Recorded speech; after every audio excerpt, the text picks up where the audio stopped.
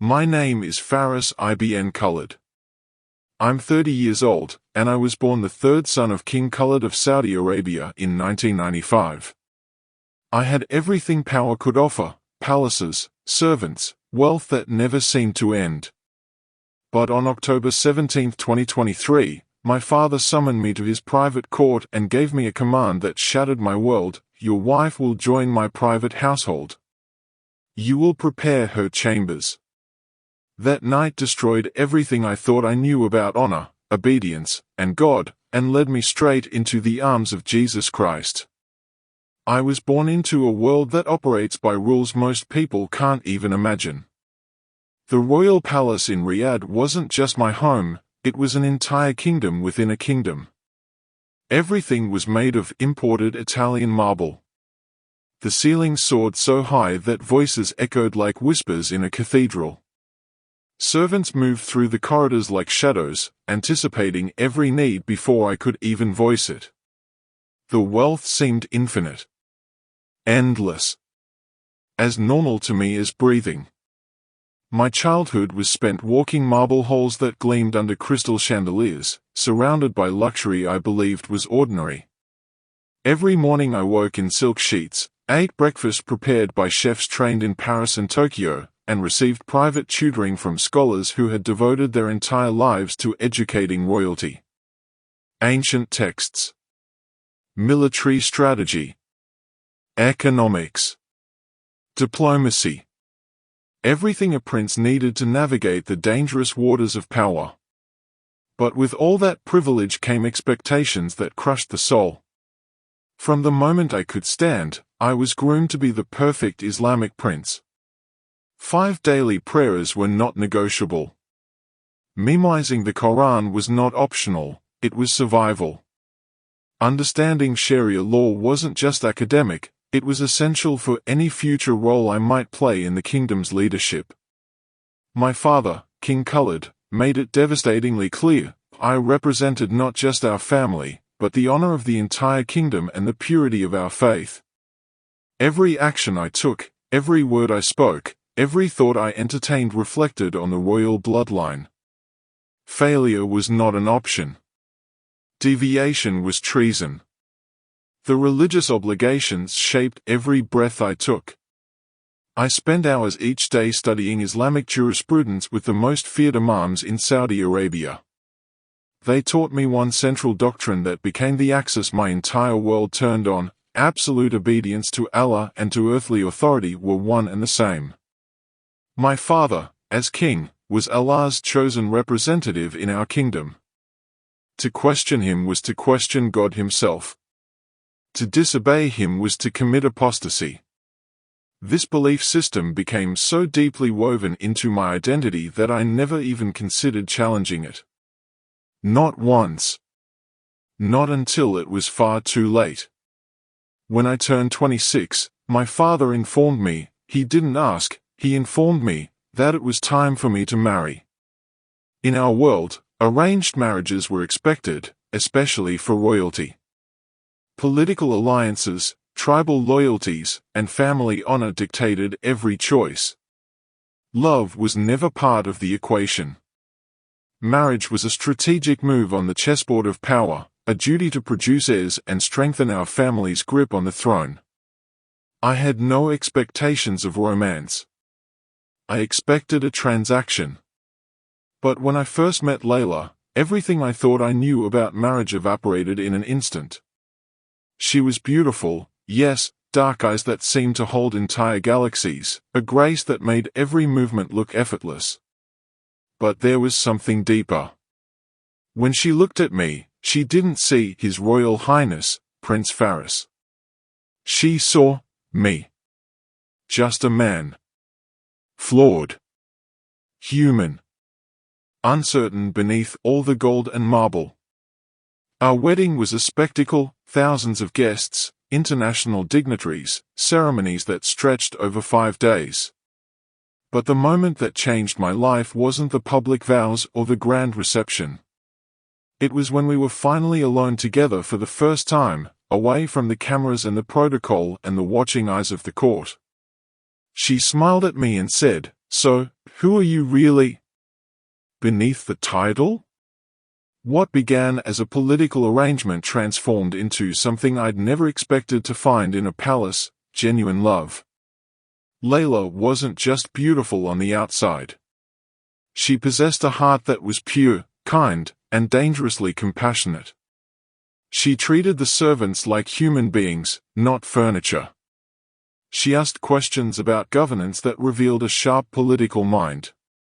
She showed real, tangible concern for our people's suffering, something I'd been trained to see as weakness. In private moments, away from the suffocating formality of court life, we would talk for hours. About dreams we didn't dare speak aloud to anyone else. About the kind of leaders we wanted to become if we ever had the chance. About children we might have one day. About a future that felt possible when she was beside me. She made the cold, echoing palace feel like a home. When she laughed, and she laughed often, despite everything, the sound filled rooms that had always felt empty no matter how many people occupied them. She had a gift for making even the most tedious royal obligations feel meaningful, because we were enduring them together. For 2 years, we built a life that felt perfect. We talked about the children we would raise differently than we'd been raised. About reforms we might quietly implement when I had more influence. About a legacy of mercy rather than fear. I was naive. Dangerously, foolishly naive about my father's true nature. To the world, King Khalid projected an image of piety and justice. He was seen as a defender of Islamic values, a wise and measured ruler. Foreign diplomats respected him. Our people feared and revered him in equal measure. I had grown up seeing only the version of him he wanted me to see, the stern but supposedly loving father who was preparing me for a dangerous world. But over those 2 years with Layla, I began to notice things that disturbed me. The way female servants would avert their eyes when he entered a room, their bodies tensing as if bracing for impact. The hushed conversations that stopped mid-sentence when I appeared.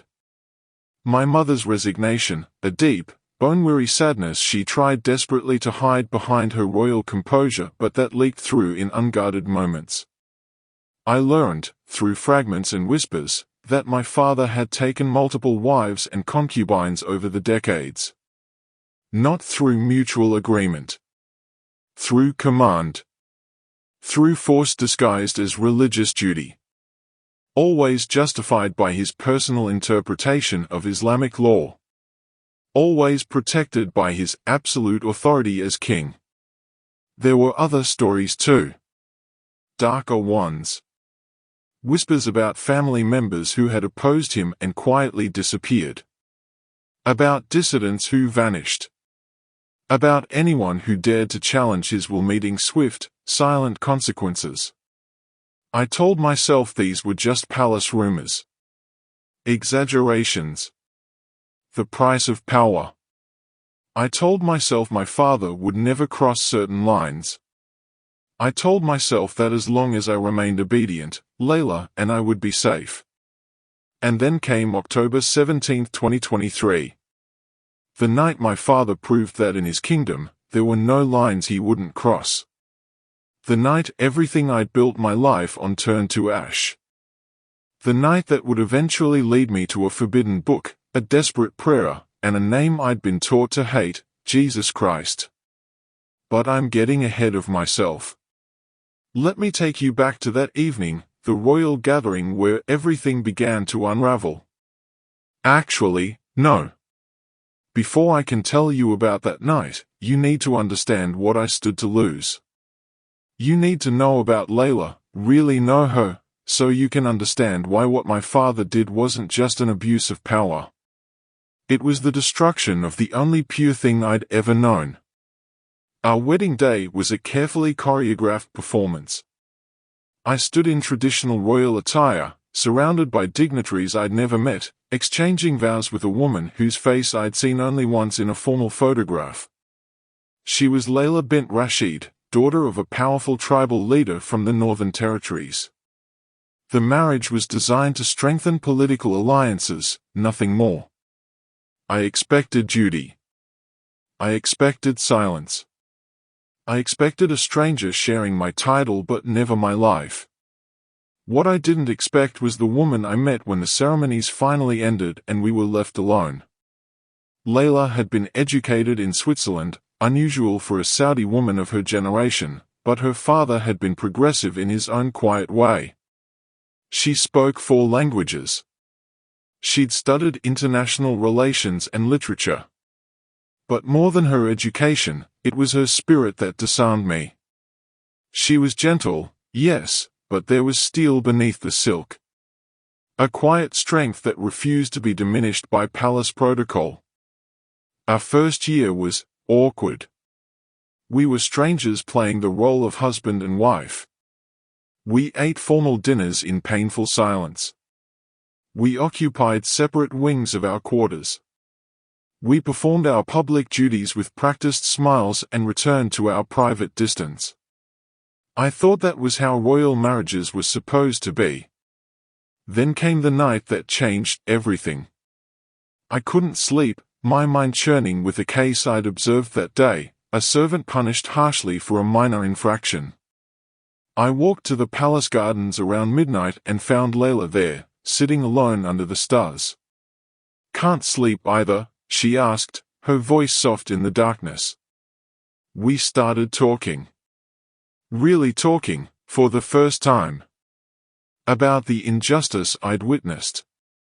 About the weight of living in a system that called cruelty, discipline, and oppression order. Then she said something that stopped my heart. "Do you ever wonder if the power we are born into is meant for something more than just maintaining itself?" No one had ever questioned the system before. No one had ever suggested that our privilege came with moral responsibility beyond obedience. "That's dangerous thinking," I whispered, though something in my chest was awakening. She smiled, not with fear, but with knowing. The most important thoughts usually are. After that night, everything shifted. We began stealing moments together, late-night tea in the garden, whispered conversations in the library, shared glances across crowded throne rooms that said more than words ever could. She made me laugh at the absurdity of palace politics. I made her feel safe enough to speak truths that could have gotten her killed. She was the only person in that vast, marble prison who treated me like a man instead of a title. Who saw past the prince to the uncertain, searching soul underneath. One evening, maybe 6 months into our marriage, we were alone in our quarters. I'd just returned from a particularly brutal meeting with my father, another lesson in leadership that felt more like cruelty training. Layla took my face in her hands and looked at me with those galaxy eyes. "You're more than your father's son," she said softly.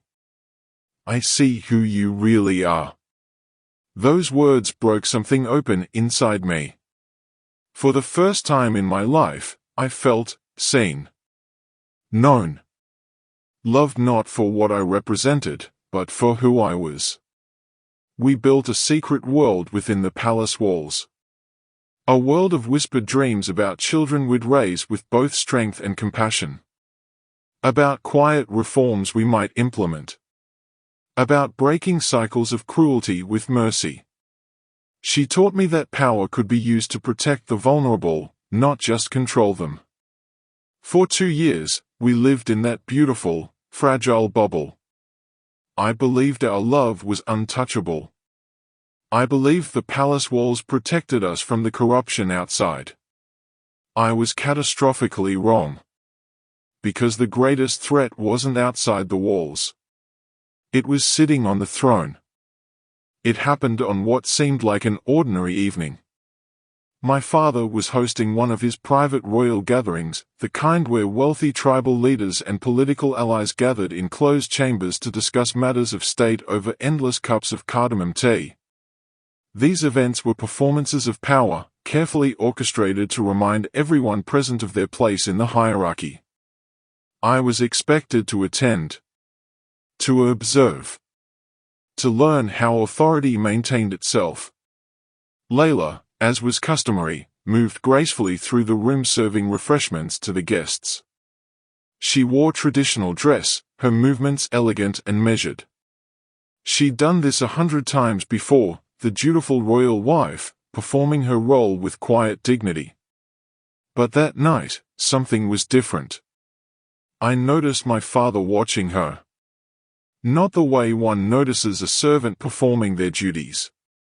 Not the way a father-in-law might observe his son's wife with familial approval. He watched her the way a predator watches prey.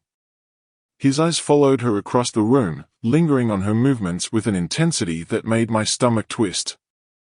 When she leaned forward to pour tea, his gaze didn't move. When she turned to leave, he tracked her until she disappeared from view. Something cold crawled up my spine. I told myself I was imagining things.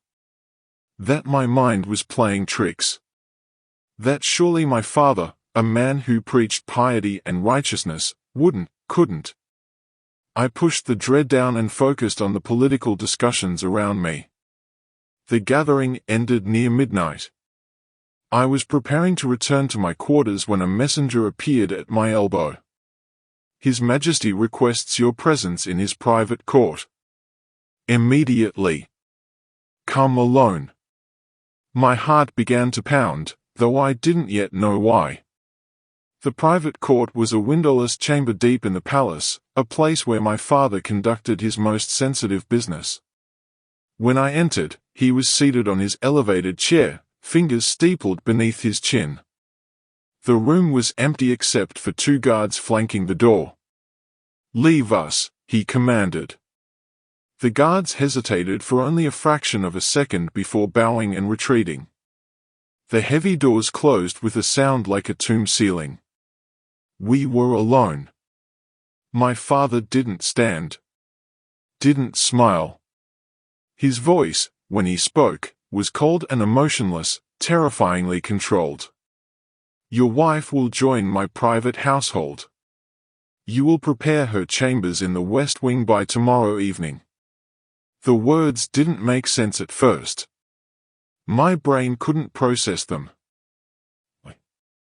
I don't understand, Father. I believe I spoke clearly. You want Layla to serve in your household? I want her, he said flatly. And I will have her. The room tilted. Everything I thought I knew about reality shattered in that moment. This is a test, I stammered. You're testing my loyalty. My faith. This is not a test, Faris. His voice was ice. I desire your wife. As king, I take what I desire. You will comply. Father, the Quran forbids this. My voice rose in desperation. Islamic law is clear about. I am the law in this kingdom. He stood now, towering over me. God made me king. My authority is his authority. Questioning me is questioning him. But this is wrong. This violates everything we. A king takes what he desires. He stepped closer, his face inches from mine. Your obedience is your worship. Will you worship, or will you commit apostasy? The theological weapon. The same doctrine I'd been taught since childhood, now twisted into a blade pressed against my throat. Obey the king or betray God. There was no third option. You can't do this, I whispered, my voice breaking. She's my wife. Your daughter-in-law. Our family's honor. He laughed. Actually laughed, a sound so cruel it felt like a physical blow. Honor? He shook his head slowly. You think you have honor? You have nothing except what I allow you to have. Your title. Your wealth. Your wife. All of it belongs to me. I am simply reclaiming my property. She's not property. She's a human being. She is whatever I say she is." His voice dropped to a whisper that somehow felt louder than shouting. "You will prepare her chambers. You will tell her to comply. And you will never speak of this again. Do you understand?" I stood there, trembling, my entire world collapsing around me. This was the man I'd been taught to obey as I obeyed God. This was the authority I'd been told was divinely ordained. This was the father I'd loved, feared, and revered my entire life. And he was a monster. "Get out," he said dismissively, returning to his seat. "You have your orders." I walked back to our chambers that night knowing I had to tell my wife that her nightmare was about to begin, and that I was powerless to stop it. Layla knew something was wrong the moment I entered our chambers. I must have looked like a ghost, pale, trembling, unable to meet her eyes. She crossed the room quickly, touching my face with concern. "Faris, what happened? What did your father?" "He wants you." The words came out broken. He's demanding that you join his household." "That you?" I couldn't finish. I didn't need to. Her hands fell away from my face. For a long moment, she just stared at me, processing the impossible. Then her knees buckled. I caught her before she hit the floor, and we collapsed together, clinging to each other like drowning souls grasping at wreckage. She didn't cry at first. She just shook, her entire body trembling with a horror so deep it had no sound. "No," she finally whispered. "No, no, no. Faris, please. Tell me this isn't real." I tried to stop him. I swore I did. "We'll run." Her voice turned desperate. "We'll leave tonight. We'll go somewhere he can't find us." "There is nowhere," I said, and the truth of those words broke something in both of us. "He controls everything. The borders, the airports, the police. We are in a cage, Layla. A golden cage, but still a cage." For 3 weeks, she resisted. She wept until she had no tears left. She refused to eat. She begged me to find a way, any way, to stop this. I went to every authority I could reach in secret. I consulted imams, describing the situation in careful hypotheticals.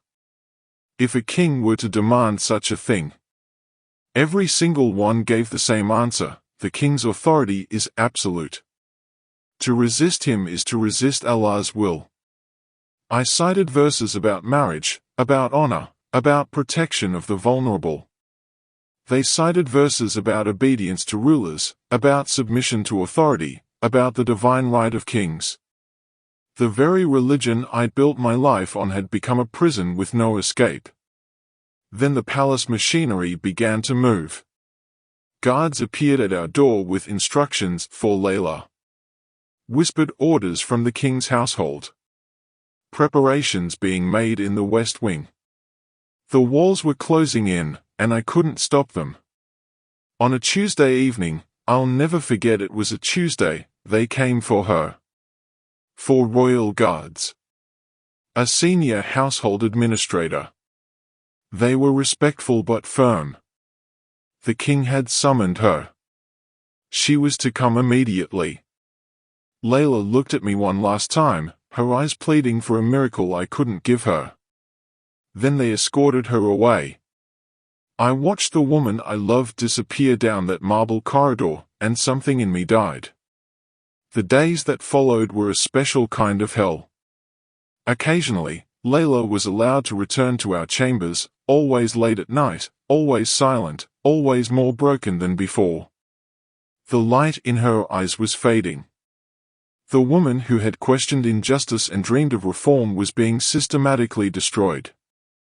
The palace staff began avoiding me, Servants who once bowed now looked away. Guards who once saluted now stared through me as if I were invisible. Everyone knew what had happened. Everyone knew I'd been powerless to protect my own wife. I was the prince whose honor had been publicly destroyed. A walking reminder that in this kingdom, no one was safe from the king's desires. I prayed like I'd never prayed before. I was on the prayer mat, forehead pressed to the ground, reciting every verse I'd memorized. Begging Allah for intervention. For justice. For mercy. Nothing changed. I sought out religious scholars in secret, men known for their piety and learning. Surely they would see the injustice. Surely they would offer some recourse. Your father is king, they all said. His authority is ordained by Allah. To question him is to question divine will. But what about justice? I demanded. What about protecting the innocent? Justice, one elderly imam told me coldly, is whatever the ruler declares it to be. This is Islam, Prince Faris. Submission. That is what the word means. My faith, once the foundation of my entire identity, began to crack. If God allowed this, if God ordained this, if God demanded my silence while my wife suffered, what kind of God was he? The breaking point came 3 months into the nightmare. Layla returned to our chambers late one night. There were bruises on her arms she tried to hide. Her eyes were hollow, empty in a way that terrified me more than tears ever could. She sat on the edge of our bed and spoke in a voice so quiet I almost didn't hear her. I don't want to live anymore. Those 6 words shattered whatever was left of my world. I held her. I promised her things would change. I lied to her and to myself because the truth was unbearable, nothing was going to change. This was our reality. This was what my religion called God's will. That night, after she finally fell into an exhausted sleep, I returned to my prayer mat one more time. I went through the motions, the prescribed positions, the memorized Arabic, the ritual that had shaped my entire life. But for the first time, the prayers felt empty. Like shouting into a void. I had prayed to Allah my entire life, 5 times a day, every day, without fail.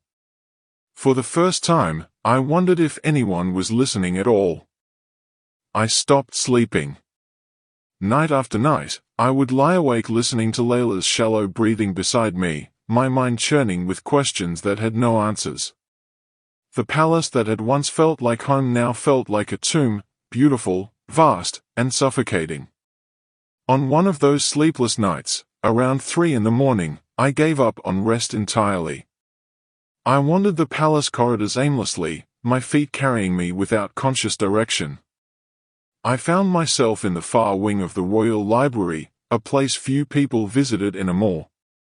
This section housed ancient texts, forgotten records, books that had been catalogued decades ago and then abandoned to gather dust. The air smelled of old paper and neglect. I moved between the shelves without purpose, running my fingers along leather spines, reading titles in Arabic, Persian, Ottoman Turkish, Islamic jurisprudence, Hadith collections, commentaries on Sharia law. Then, pushed deep behind a row of legal texts on a bottom shelf, I saw it. A small leather-bound book, no bigger than my hand. No title on the spine. I pulled it out, curious, and opened the cover. Al-Injil. The Gospel. An Arabic New Testament. My heart stopped. Possessing Christian materials in Saudi Arabia was a crime punishable by imprisonment, or worse. For a member of the royal family, it would mean execution. Public execution, to make an example. I should have put it back immediately. Should have reported its presence to the religious police. should have run from that library as if it contained poison. But something in me, something desperate and broken, wouldn't let go. I looked around. The library was empty. The guards were stationed at the main entrances, not in this forgotten corner. My hands trembling, I slipped the book beneath my robes and walked back to my chambers, certain that every shadow held an accuser. Once safely behind locked doors, I opened it.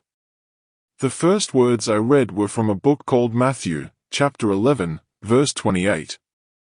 "Come to me, all you who are weary and burdened, and I will give you rest." I read it again. Then again. I had never, not once in 30 years of Islamic instruction, heard a verse that spoke directly to suffering like this. My entire religious education had taught me to submit to suffering, to accept it as Allah's will, to endure it as a test of faith. This Jesus was offering something different. Rest. Not submission. Not endurance. Rest. It felt too good to be true. Heretical. Dangerous. But I couldn't stop reading. Night after night, I hid that small book in a locked drawer and read by lamplight while Layla slept. I was terrified someone would discover it. Terrified of what these words were doing to me. But I was more terrified of stopping. I read about Jesus defending a woman caught in adultery, surrounded by religious leaders ready to stone her, and he protected her. Challenged her accusers. Sent them away in shame. I read about Jesus confronting corrupt religious authorities, calling them hypocrites and whitewashed tombs. He didn't submit to their authority, he exposed their evil. I read about Jesus healing the brokenhearted, touching the untouchable, defending the defenseless. Everything I read contradicted what I'd been taught about God. In Islam, I had learned that God was distant, demanding, concerned primarily with obedience and submission. Power flowed downward, from God to prophets to rulers to subjects. Questioning that hierarchy was rebellion. But this Jesus seemed to flip everything upside down. He sided with the oppressed against the oppressor. He condemned the powerful for abusing the vulnerable. He offered comfort to those who suffered, not commands to endure. One verse struck me so forcefully I had to stop reading and catch my breath. John chapter 8, verse 32, "You will know the truth, and the truth will set you free." Free. I had never associated that word with religion before. Religion was about submission, control, obligation. Freedom was what you sacrificed to prove your devotion. But here was Jesus, promising that truth leads to freedom. Could that be real? Could there be a God who actually wanted me to be free rather than enslaved? The more I read, the more dangerous questions formed in my mind. Could this Jesus see me, really see me, the way Layla did? Not as a prince, not as a title, but as a broken man desperate for help? Could he care about someone like me? Someone born into the very system that crushed others? Could he possibly understand what it felt like to be powerless in the face of evil disguised as holiness? I knew these thoughts were heresy. I knew that even entertaining them put my life at risk. In Saudi Arabia, converting to Christianity meant death. For someone of my position, it would mean public execution and eternal shame on my family. But every page of that forbidden book felt like it had been written specifically for me.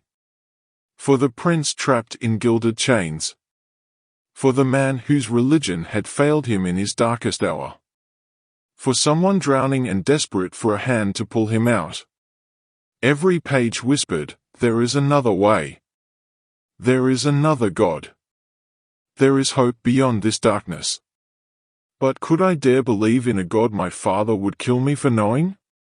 Could I risk everything, my life, my position, whatever fragile protection I could still offer Layla, in the words of a book I'd found hidden in a dusty library? I didn't know. But I kept reading. Because for the first time in months, I felt something other than despair. I felt hope. The breaking point came on a Thursday night. Layla returned to our chambers later than usual. The moment I saw her, I knew something had changed. There were fresh bruises on her wrists, dark purple marks she didn't bother hiding anymore. But worse than the physical wounds was the look in her eyes. Empty. Completely empty. She moved past me like a ghost, sat on the edge of our bed, and stared at nothing. "Layla," I whispered, kneeling in front of her. "Talk to me. Please." She looked at me then, and what I saw in her face made my blood run cold. "I can't do this anymore, Faris." Her voice was flat, dead. "I don't want to wake up tomorrow. I don't want to exist in this world anymore. I'm done." Rage exploded through me, not at her, but at everything. At my father. At the palace. At the religion that justified this evil. At God himself for allowing it. At myself for being too weak, too trapped, too powerless to save the woman I loved. I wanted to scream.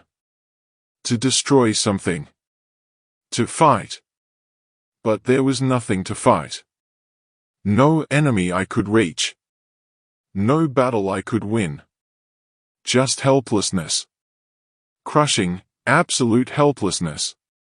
After Layla finally fell into an exhausted sleep, I locked the chamber doors and stood by the window overlooking the palace grounds.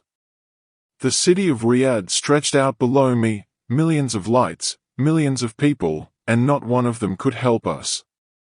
I was utterly alone. No, that wasn't quite true. There was one name I hadn't called on yet. One God I'd been reading about in secret. One person who'd promised rest to the weary and burdened. I didn't know if he was real. I didn't know if he could hear me. I didn't even know if it was safe to speak his name aloud. But I had nothing left to lose. I knelt by that window, my forehead pressed against the cold glass, and whispered the most dangerous prayer of my life. "Jesus, if you are real, I need you. I need you desperately. Help me. Help us. Please. I don't know what else to do." The moment his name left my lips, something shifted. It wasn't dramatic. No thunder. No visions. No burning bush or angel chorus. Just peace. A warmth spreading through my chest, not physical, but deeper than physical. A sense that I was no longer alone in that room. That someone had heard me. That somewhere beyond the palace walls and the endless darkness, someone was listening. For the first time in 4 months, I felt hope.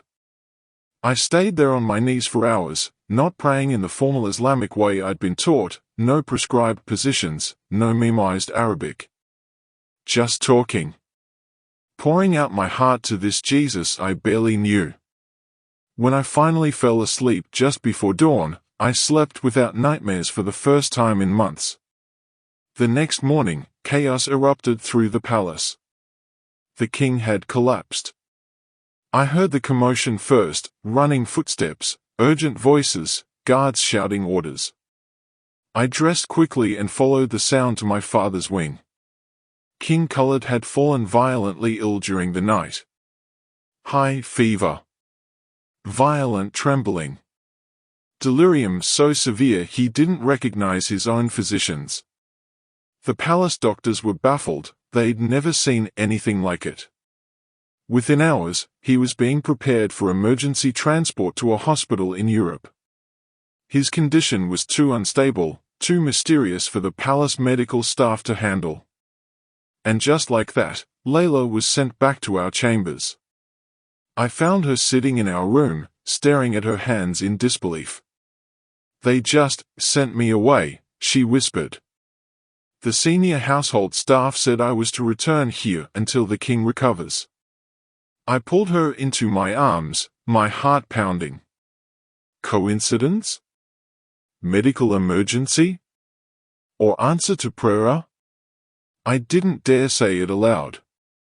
Not yet. The second miracle came the following afternoon.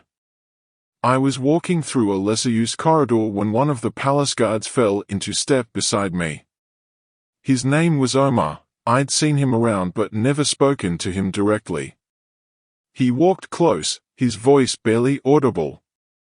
Prince Faris. He didn't look at me, keeping his eyes forward. I need to tell you something, but you must not react. Do you understand? My heart rate spiked. Yes. I am a follower of Jesus Christ. The words were so quiet I almost didn't hear them. I have been for 3 years. I know what's happening to you and your wife. I know what you've been reading. And I know you prayed to Jesus last night. I nearly stopped walking. How could you possibly? Because God told me. He glanced at me then, his eyes steady and calm. Brother, God sees you. He heard your prayer. And he sent me to tell you something. What? I can help you escape. Both of you. But we have to move quickly, while the king is gone. Are you ready? Everything in me screamed that this was a trap. A test. Another nightmare in a long series of nightmares. But something deeper, that same peace I'd felt when I prayed, told me this was real. If we leave, I said slowly, we lose everything. Our titles. Our wealth. Our country. We can never come back. Yes, Omar said simply. You will lose all of that. I thought of Layla's bruised wrists. Her empty eyes. Her whispered wish to stop existing. I thought of the palace that had become our prison. The wealth that meant nothing. The power that couldn't protect us from evil. I'd rather have nothing with freedom, I said quietly, than everything in this cage. Omar nodded once. Then we begin planning tonight. Meet me in the East Library at midnight. Come alone. He disappeared around the corner, leaving me standing there, trembling. That night, I told Layla everything. About the book. About my prayer. About Omar's offer. We held each other in our chambers, whispering like children about the impossible hope of escape. Are you sure? She asked, her voice shaking. If we are caught. If we stay, you die, I said, looking into her eyes. Slowly or quickly, you die. I won't watch that happen. She pressed her forehead against mine. Then we run. Within 48 hours, 3 impossible things had happened. My father had mysteriously collapsed the night after I prayed. A secret Christian guard had revealed himself and offered help. And we were planning our escape from the most secure palace in Saudi Arabia. I didn't know if I was witnessing miracles or losing my mind. But I knew one thing with absolute certainty. Jesus had heard my prayer. And he was answering. The midnight meeting in the East Library changed everything. Omar wasn't alone.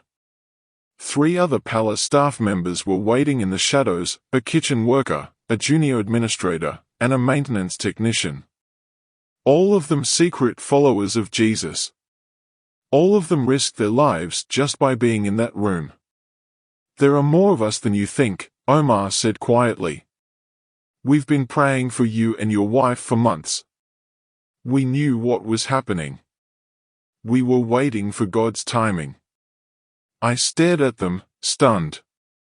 How long have you? Some of us for years, the kitchen worker said, a woman named Aisha. We meet in secret. We share one Bible between 12 people. And we pray for opportunities to help others escape the darkness. Why would you risk this for us? Layla whispered. Omar's answer was simple, because this is what Jesus did. He freed captives. We are just following his example. Over the next 3 days, impossible doors began swinging open. The third miracle came when international media outlets suddenly broke coordinated stories about human rights abuses in Saudi Arabia. Detailed reports. Named sources. Diplomatic pressure mounting from multiple countries at once. The palace descended into chaos. Emergency meetings. Damage control. Every senior official is scrambling to manage the crisis. Perfect timing, Omar said with a knowing smile when we met again. Perfect distraction. Then the fourth miracle, security systems began malfunctioning. Cameras in key corridors went dark. Guard rotations were suddenly reassigned to deal with the media crisis. Blind spots appeared in coverage that had been airtight for decades. This isn't normal, I told Omar. Palace security is too sophisticated for random failures. I know, he said. That's how you know God is moving. Omar spent hours mapping our escape route on stolen architectural plans. Specific corridors at specific times. Which checkpoints would be understaffed? Which exits would have the fewest eyes? Meanwhile, the network of believers worked miracles of their own. Forged passports appeared, perfect replicas with our photos but different names. Medical visa documents, complete with official stamps. Diplomatic clearance papers that would get us through airport security. Where did you get these? I asked, holding papers that would mean death if discovered. Don't ask questions you don't want answered, Aisha said. Just know that people have been preparing for this possibility for a long time. The waiting was torture. My father remained abroad, his condition still critical but stable. Every day he stayed away was another day of reprieve. Another day to prepare. Layla and I decided what to take, almost nothing. 2 small bags with essential documents and 1 change of clothes each. Everything else, the jewelry, the designer wardrobes, the artifacts worth small fortunes, we would leave behind. It's just things, Layla said, looking around our opulent chambers. None of it matters. On our last night in the palace, we walked the corridors together one final time. The marble halls I'd run through as a child. The courtyards where Layla and I had fallen in love. The library where I'd found the forbidden book that changed everything. Every step felt like a goodbye. Are you afraid? I asked her as we stood in the garden where we'd first really talked. She looked up at the stars, the same stars we'd gazed at when we were still naive about the world's cruelty. Terrified, she admitted. But I'd rather die free than live like this. If we die tomorrow trying to escape, at least we die as ourselves. Not as his property. Her courage humbled me. This woman who'd been broken and brutalized still had the strength to choose freedom over safety. I was transforming too. The obedient prince who'd never questioned his father was becoming something else. A fugitive. A rebel. A man willing to risk everything for a chance at freedom and a God he barely knew. That night, Omar came to our chambers for the final briefing. Tomorrow night. 10:45. The shift change happens at 11. That gives us 15 minutes to reach the service exit. A vehicle will be waiting, diplomatic plates, tinted windows. From there, to a private airstrip. Wheels up by midnight. One chance, I said. One chance, he confirmed. If we are caught, They'll execute us for treason. And they'll execute you for apostasy, for following Jesus. The weight of that settled over us. Are you both certain? Omar asked, looking between us. Once we start, there's no turning back. Layla reached for my hand. We are certain.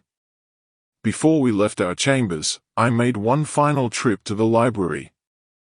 I found the shelf where I'd discovered the Arabic New Testament weeks ago, and I placed it openly on a reading table. Not hidden. Not disguised. Someone else needed to find it. Someone else trapped in this palace needed to know there was another way. I opened it to John chapter 8, verse 32, "You will know the truth, and the truth will set you free." Then I walked away, leaving that door open for whoever God brought to it next. When I returned to our chambers, Layla was waiting by the window, her small bag packed, her hands steady despite the fear in her eyes. "Tomorrow night," she said. "Tomorrow night," I agreed. Everything we'd ever known would end tomorrow night. Either in freedom, or in blood. 10:45 came too quickly and not fast enough. Layla and I stood in our chambers, dressed in the simplest clothes we owned, dark colors, nothing that would draw attention. Our bags felt impossibly light. 30 years of life reduced to what we could carry in one hand. A soft knock. 3 taps, a pause, then 2 more. Omar's signal. I opened the door. He was dressed as a regular palace guard, his face calm despite what we were about to attempt. "Now," he whispered. "Stay close. Don't speak unless spoken to. If anyone asks, you're accompanying me to inspect a security concern in the lower levels." We stepped into the corridor, and everything familiar suddenly felt foreign. These marble halls I'd walked thousands of times now seemed like enemy territory. Every shadow could hide a threat. Every footstep could belong to someone who would stop us. We moved quickly but not frantically. Omar led us through a maze of corridors, some I recognized, others I'd never seen. The servants' passages. The maintenance routes. The palace's hidden veins. First checkpoint, 2 guards at a junction. My heart hammered against my ribs. This was it. They would stop us. Question us. Discover? "Evening, Omar," one guard said casually, barely glancing our way. "Evening," Omar replied, not breaking stride. We passed through. Second checkpoint, security station with cameras and metal detectors. The guard on duty looked up, saw Omar's uniform, waved us through without a word. It was working. Impossibly, miraculously, it was working. Third checkpoint, the service exit leading to the exterior courtyard. This guard actually looked at us, looked directly at me. Recognition flickered in his eyes. He opened his mouth to speak. Then closed it. Stepped aside. Opened the door. We emerged into the night air, and there it was, a black vehicle with diplomatic plates, engine running, rear door open. "Get in," Omar urged. Quickly. We dove into the back seat. The door slammed. The vehicle moved before I could even fasten my seatbelt. The driver said nothing, his eyes fixed on the road ahead. We drove through the palace grounds, through the outer gates where guards saluted the diplomatic plates without question, and then we were on the streets of Riyadh. Past the mosques where I'd prayed as a child. Past the government buildings where I'd attended state functions. Past the shopping districts, the palaces of other royals, the military installations. Past our entire lives. Every traffic light turned green as we approached. Every intersection cleared. Every potential obstacle simply vanished. It's like the Red Sea, Layla whispered, gripping my hand. The waters are parting. 20 minutes later, we turned onto a dark road leading away from the city. The driver finally spoke, "Private airstrip." 5 minutes. The small plane sat on an unmarked runway, engines already warming. No airline logos. No identification. Just a pilot waiting by the stairs. "This is where I leave you," Omar said as we exited the vehicle. He gripped my shoulders, his eyes bright. "God go with you, brother." "Thank you," I managed, my voice breaking. "For everything." "Thank Jesus," he said simply. "I'm just his instrument." He embraced Layla briefly, then disappeared back into the vehicle, back toward the life we were leaving behind. The pilot hurried us aboard without questions. Within minutes, we were taxiing. Within minutes more, we were airborne. The moment of greatest danger came at the border, the invisible line where Saudi airspace ended and international airspace began. I held my breath, waiting for military jets to force us down.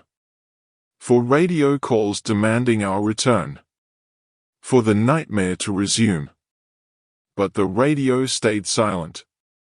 We crossed the border without incident. Omar's voice crackled through a hidden radio in Layla's bag, one final message: "You're free now. God brought you out." That's when we broke. Layla and I collapsed into each other, weeping like children. Tears of terror and relief and grief and joy all mixed together. We weren't prince and princess anymore. We were refugees. Fugitives. People without a country. But we were free.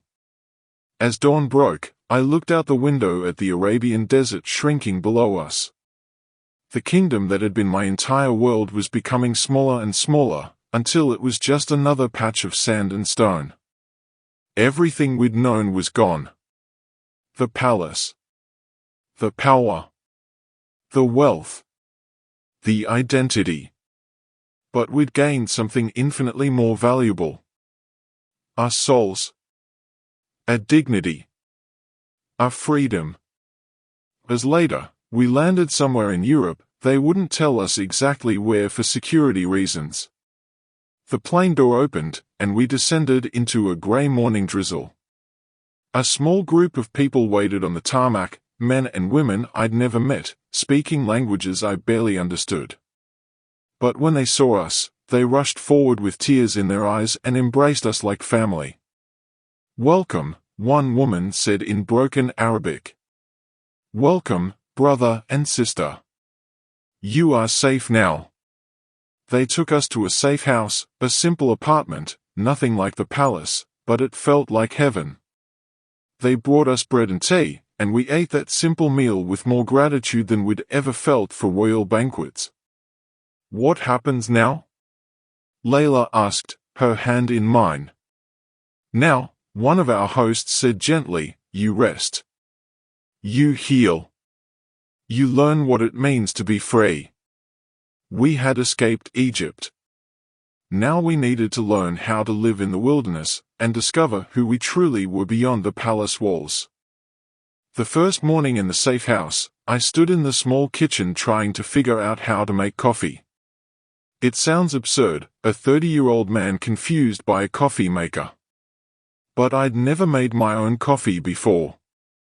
Never cooked a meal. Never washed my own clothes. Servants had handled every detail of daily life since I was born. Layla found me staring at the machine, utterly lost. She laughed, actually laughed, for the first time in months. "We're going to have to learn everything, aren't we?" "Everything," I agreed. And we did. We learned to cook simple meals.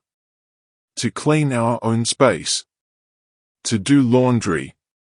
To navigate public transportation. Every mundane task felt like a small miracle of independence. We were learning what it meant to be ordinary people. The disorientation of freedom was overwhelming at first. Simple choices, what to eat, when to sleep, where to go, were suddenly ours to make. No protocols. No servants waiting for orders. No father dictating every move. It was terrifying and exhilarating all at once.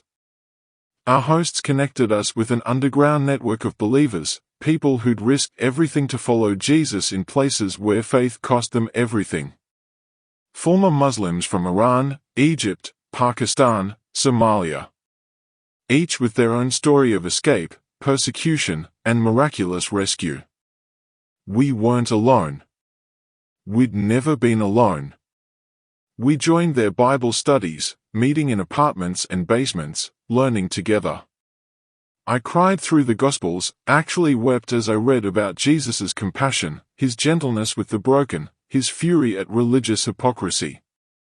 This is what God is really like? I asked one evening, my voice shaking. An older Iranian man named Reza smiled. Yes, brother. This is grace. Not performance. Not fear. Grace. Layla began trauma counseling with a Christian therapist who specialized in helping abuse survivors. It was slow, painful work. There were setbacks and dark days. But gradually, so gradually we almost didn't notice, light began returning to her eyes. She started smiling again. Then laughing. Then dreaming about the future instead of just surviving the present. I was transforming too. From prince to servant. From duty to devotion. From a religion of fear to a faith of love. I finally understood what the gospel meant. It wasn't about obeying power structures or earning God's approval through perfect submission. It was about liberation through love. About a God who entered human suffering to end it, not enforce it. 6 months after our escape, we were baptized. It happened in a small church basement, nothing like the grand mosques of my childhood. Maybe 20 people gathered in that cramped space, singing worship songs in half a dozen languages. The pastor, a former imam from Syria, spoke about death and resurrection. About leaving old identities behind and emerging as new creations. When my turn came, I stepped into the simple baptismal tank. The water was cold. Faris, the pastor said, "Do you confess Jesus Christ as Lord and Savior?" "I do," I said, and meant it with every fiber of my being. He lowered me beneath the water. In that moment, I felt like I was drowning, like the old Faris, the prince, the obedient son, was dying. All the fear, all the shame, all the chains I'd carried my entire life were being washed away. Then I came up. Gasping. Reborn. The congregation erupted in celebration, but I barely heard them. I felt something breaking off my heart, chains I didn't even know I'd been wearing. For the first time in my life, I didn't feel like a prince. I felt like a son. God's son. Layla went next. When she emerged from the water, she was weeping and laughing at the same time, her face radiant with a joy I hadn't seen since before the nightmare began. We embraced in that small church basement, water dripping from our clothes, surrounded by people who'd become our true family. Today, nearly 2 years later, Layla and I work with the same underground network that saved us. We help persecuted believers across the Middle East, using our knowledge of palace systems, security protocols, and royal connections to assist others in escaping. We live simply. A small apartment. Modest income. No servants, no titles, no power. And we've never been happier. We lost the palace. We lost the throne. We lost our country and can never return. There's still a warrant for our arrest. We lost our former identities completely. But we gained a kingdom no earthly king can take from us. We gained freedom. Real faith. Purpose that comes from love, not fear. And a marriage that's no longer just survival, but genuine partnership in serving others. Every evening, Layla and I sit together with simple tea and read scripture. Sometimes we pray for the people we are helping escape. Sometimes we pray for Omar and the other believers still serving in secret. Sometimes we just sit in grateful silence. What looked like losing everything was actually gaining the only thing that matters. Because when the power of earthly kings failed us, when wealth couldn't save us, when position couldn't protect us, when religion couldn't comfort us, the King of Kings stepped in. And he's still doing that today. If you're watching this and you're trapped in a system that calls evil holy and abuse obedience, I want you to know something. There is a God who sees you. His name is Jesus. And he specializes in impossible rescues. He rescued us from a palace that was really a prison.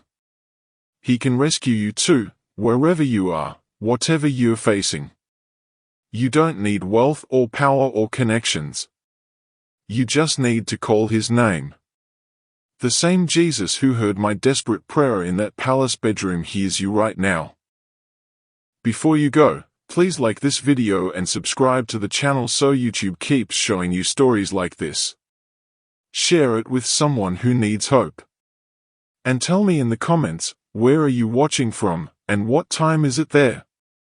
I read every single comment. Thank you for listening to our story. May the King of Kings meet you in your darkest hour, just like he met us in ours. God bless you.